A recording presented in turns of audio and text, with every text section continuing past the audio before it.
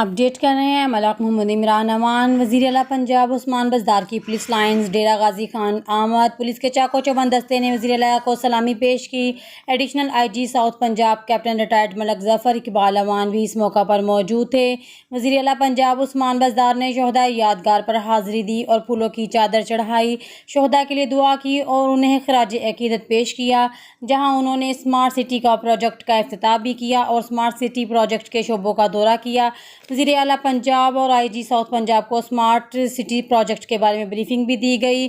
سڑکوں پر رش کے اوقات میں ٹریفک مینجمنٹ کے لیے ڈرون کیمروں کا استعمال کیا جائے گا۔ اسمارٹ سٹی پروجیکٹ کا دائرہ کار تونسا سمیت پنجاب کے دوسرے شہروں تک بڑھائیں گے۔ وزیر اعلیٰ نے کہا، اسمارٹ سٹی پروجیکٹ کے لیے ہم وسائل بھی فراہم کریں گے۔ مزید خبروں کے لیے دیکھتے رہیں آپ کا اپنا channel city T V 49 news HD۔